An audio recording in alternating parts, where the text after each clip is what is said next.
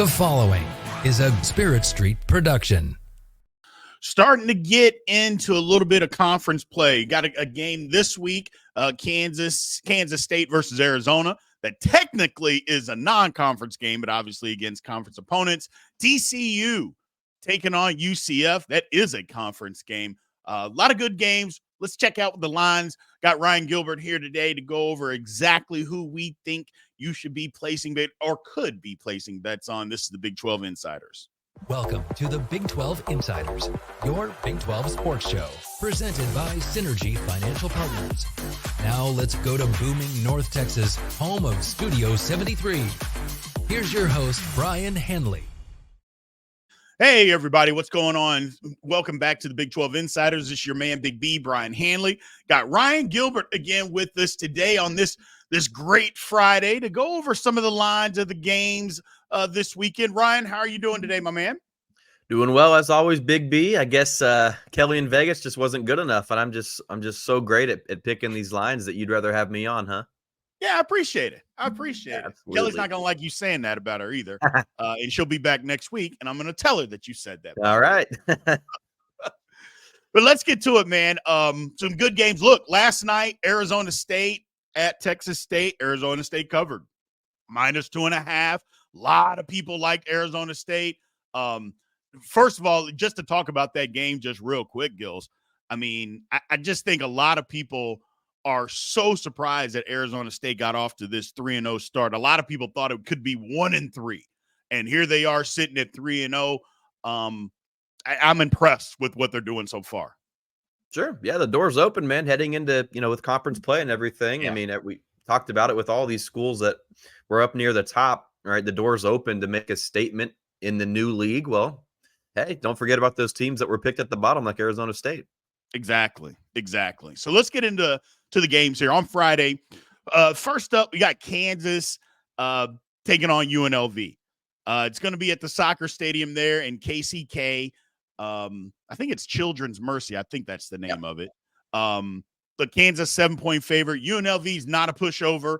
Look, they played, what was it, Utah Tech or something last week, or Nevada Tech, or whoever Tech that they scored 70 points on last week. But I think UNLV, they're a better football team than what a lot of people think. Had a couple. I basically had 2 weeks to prepare for Kansas because I doubt that they prepared much for last week's game. Kansas coming off of a loss. Who do you like here, Ryan? Kansas coming off of a loss, man. That's the biggest thing for me. Now, UNLV is good. We've talked about them with Houston in week 1, and they're a good program, a good team. They've got high aspirations, high hopes for this season. And so, not to take anything away from UNLV, but Kansas coming off of the loss is why I love Kansas to come out and be prepared, be focused in this game after the way that things went against Illinois. Kansas is better than that with the turnovers and stuff. If Kansas plays smarter, cleaner, crisper, probably the away team wins that game. So it's less about the matchup or the X's and O's, the schematics. Not to dive into any of that, just the approach that Kansas is going to have with this game, the sense of urgency. Lance Leipold's squad knows that it can't start 1-2 after the hopes coming into the year, right? So it's all the mental, the mental aspect, right? For me, with Kansas coming into this game is why I think that Jayhawks will win by more than a touchdown and cover that spread. Yeah, I think so too. Look, I'm not jumping off the Kansas bandwagon just yet. I was really high on them to begin the season. It was a bad game last week. Let's call it what it is from the quarterback standpoint, and probably a play calling standpoint too. I think once you saw your quarterback was struggling, you should have kept running the football when you were having success, and they stopped doing that. I just thought it was a bad managed game by the Kansas coaches. Either way, I think they win this one. And I think you're right. I think it's by more than one touchdown. I would venture to say it may be more than 2 touchdowns. I like Kansas big in this game. Next up, a big game, probably the game of the week for the Big 12 Conference. Arizona traveling to Kansas State. Kansas State is getting 7.5 at home. Over-under on this is 60.5. I saw a lot of money going on that over-under on this one. Gills, who do you like?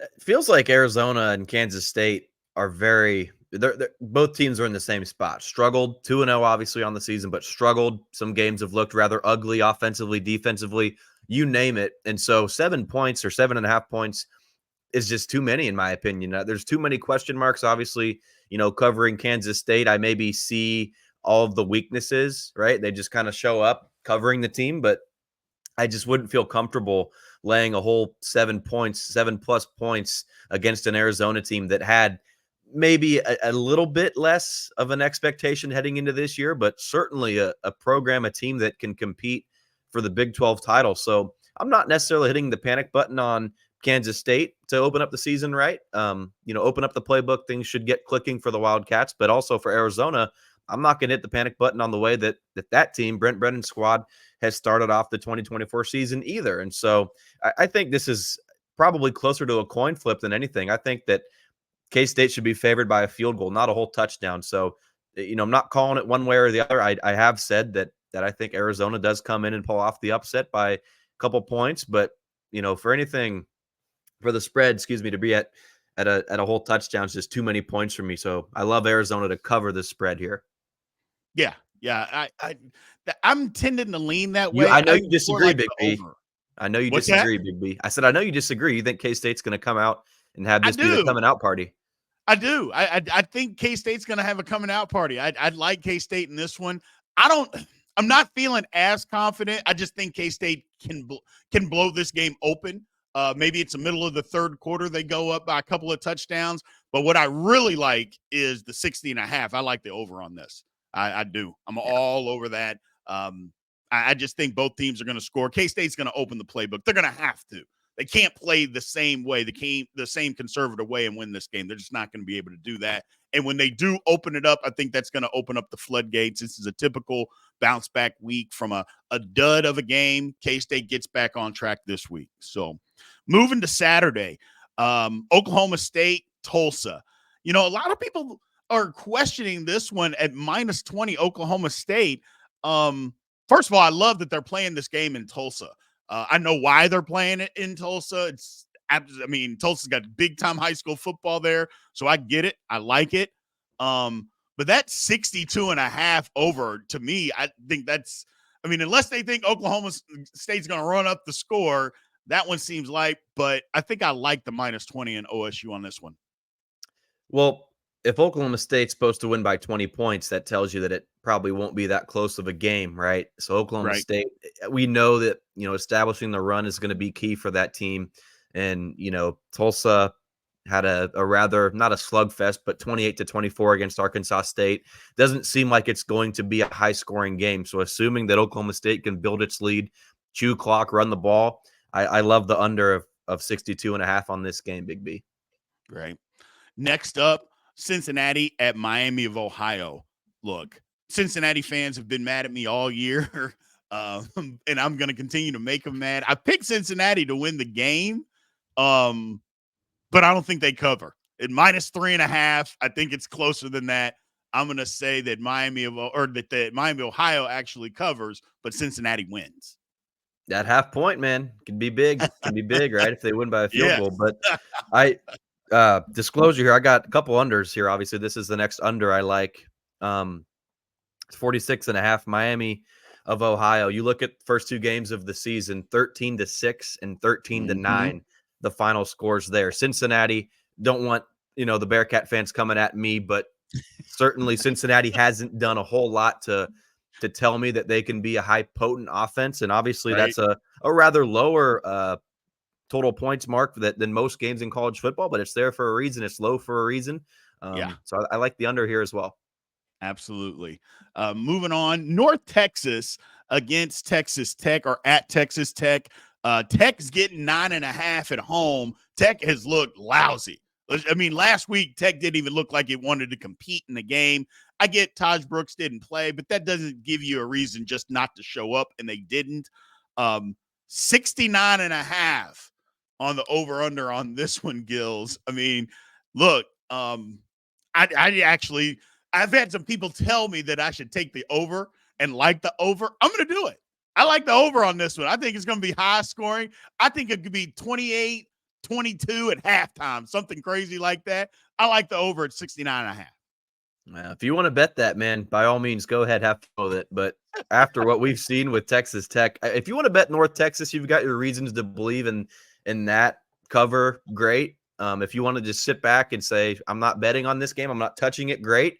But Right. after what you've seen from Texas Tech, I could not put real money on Texas Tech after what we've seen through 2 weeks. And so if you got high hopes on the Red Raiders, maybe give it a week, see if they can turn things around. Then you could start to put your money on Texas Tech. But for now, man, it's either North Texas or stay away. I gotcha. I like that approach, actually. West Virginia at Pitt. Look, gigantic rivalry. One of the best rivalries in college sports. It's a nasty rivalry. I wish they played it every year. I know they've taken some years off. I think they're going to take some off after this one. I want them to play every single season because these fan bases do not like each other, and that's what I think a real rivalry should be, when you just despise each other. Having said that, West Virginia getting 2.5 on the road, maybe a little tricky there, Gills. 63.5 over under. Seems like every game's always giving you a half these days. I'm like, come on, man, what are we doing? Just give me 63 or 64. No, why we got to go to the 63.5? The suckers bet. You gotta Vegas. They want to either win or lose. They don't want to push. They do. Right? That's right. They don't want pushes. Yeah. Excuse me. Oh my goodness. Excuse me, Big No, B. you're good, man. My apologies. Well, I think West Virginia is better than Pitt. Okay, that's just what I believe. But also, I think that the Pittsburgh stock right now, if you have stock in Pitt, I would sell it after what we saw in that whatever that was in week 2 with the victory over Cincinnati. Right. So, yeah, Pittsburgh was down big. Right. They were down big in that game, and that kind of tells you maybe all that you need to know. And if Pittsburgh doesn't turn things around in that second half, whatever. I mean, we're viewing this a lot differently, but let alone all that, I just think West Virginia is better to cover this game, and it's not too many points. It should be, if they win, they cover probably. Yeah, I mean, you said it best at the very beginning. West Virginia is better than Pitt. And if West Virginia is going to have the kind of season that they think that they should have or want to have, you got to win this game. You can't lose to Pitt. I'm sorry. And the 2.5, I just think West Virginia covers. I don't think they cover. Utah State, -20. Look, the thing about this one, Cam Rising probably, is he going to play? You don't really know. I would guess Utah holds them out. If I had to answer that question, I would say that they hold them out of this football game. The problem with that is, as far as the line, we saw what Utah looked like without him last week. Now, again, that was against Baylor and not Utah State, but -20, I don't know, Gills. I may stay away from this one altogether. The over-under on this one is 43.5. I may just pass on this. Yeah, uncertainties, question marks. I get it. I don't love this one, but you look back at last week here, Utah State going up against USC lost 48-0, and so Right. Even if Rising's not in there, or they're not keeping the foot on the gas, opening up the playbook, or what have you, 20 points, cut that last game in half, and they're still covering, and so I get it. If you maybe want to stay away, stay cautious, right? I get that, but I mean, Utah State doesn't give me any reason to believe that they can really compete. So I lean Utah, but maybe put a red flag on the bet. Just be cautious. Gotcha. Air Force at Baylor. Baylor getting 15.5 at home. Over under is 41.5. That's a low over under for a high tempo team. But look, you're playing Air Force, ground and pound. But the thing about it is, Air Force throwing the ball a lot in their first 2 games, which leads me to believe that they can't run the football. And if they can't run the football against Baylor, this one's going to get away. I like the Baylor covering at 15.5 here. Okay. Give me the under. Air Force, 217 yards per game, Big B. Defensively, Yeah. Baylor and Air Force both give up fewer than 300 yards per game. And I know it's early, small sample size, 2 games, what have you, but give me the under, man. I have got no confidence to believe this will be a shootout. And I mean, you mentioned it, Big B. They're not running the football. That's a problem for them. So Correct. And I get it. Maybe what you saw last week with Baylor, I mean, that was a low scoring game, right? But maybe that defense isn't as good as you might think with Utah's situation, but I still love the under here. But that's that's got to be the lowest point total in the week, I would assume. Yeah. If not one of the very, very fewest. So I like the underdog. Absolutely. Colorado at Colorado State. Colorado, first of all, Colorado State players are now giving, this is what it's come to with Colorado. Colorado State players are giving interviews, talking trash. They should have won the game. We don't respect them. It just, I mean, it's just gotten insane now. But Colorado's getting 7 points on the road, or giving, I should say, 7 points on the road.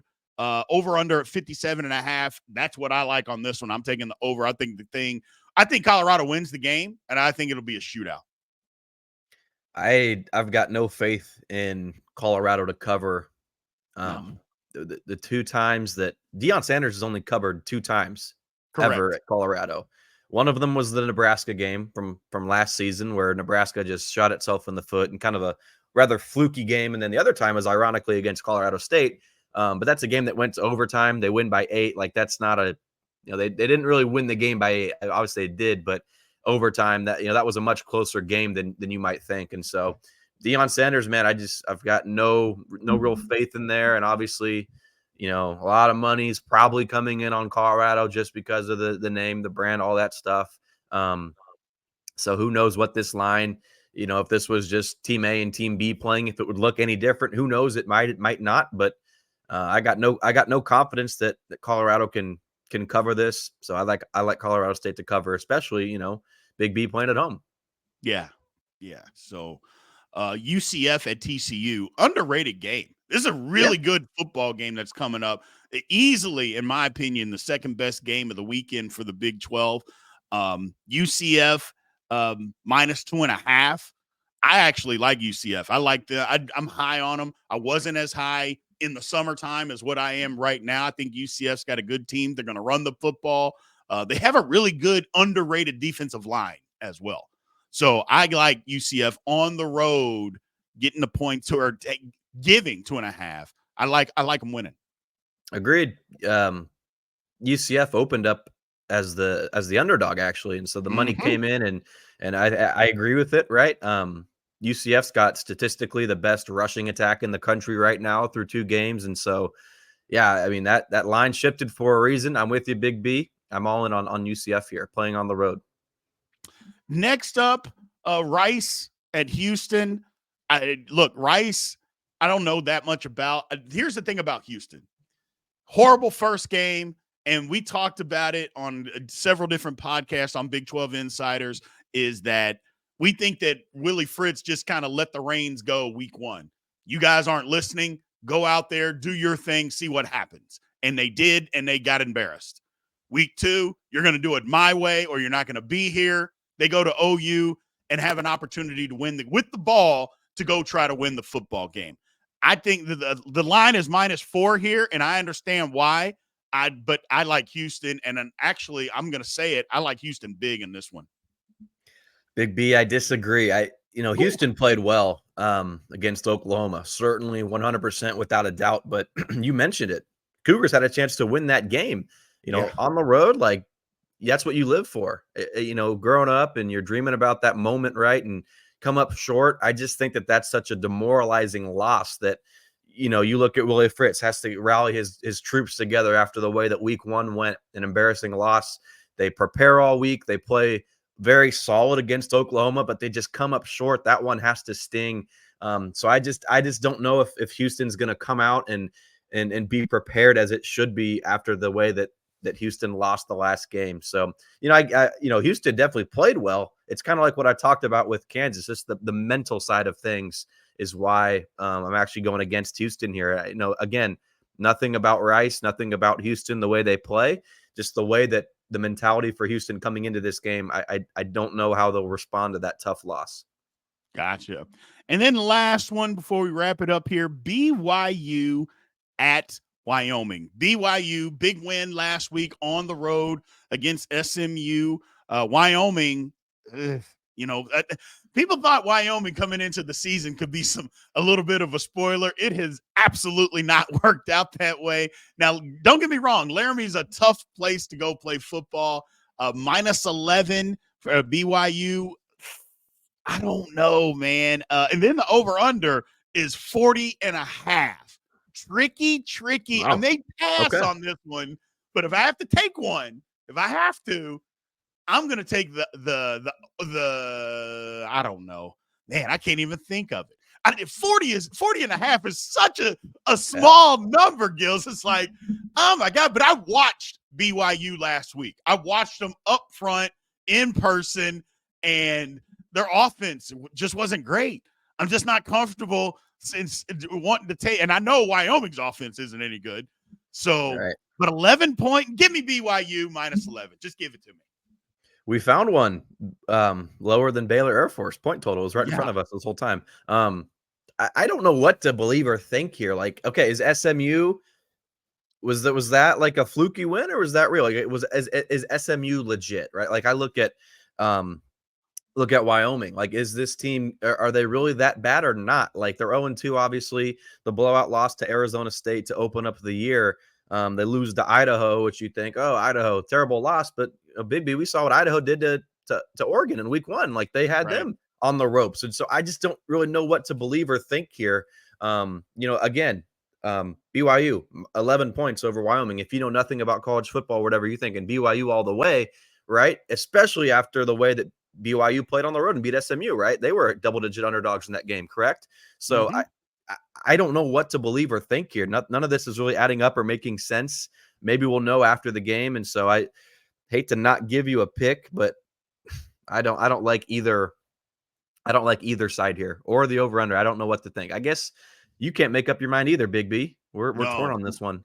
No, I couldn't. I still can't make up my mind. I'm saying now BYU minus 11, but that's a lot. That is a lot of points. But you know what? I'm going to stick with it. I'm going to trust my gut and say BYU covers this one minus 11. It's going to be tough. They got to get some better quarterback play than what they got last week. I thought, heck, there was a possibility they could go to Gary Bohannon. I thought, maybe they'll do that. They didn't end up doing that, and they won the game. We'll see what happens with BYU. I'm going to stick with it, man. I'm going to stick with it, Gills. All right. I'll ride with you. We ride together here. There you go.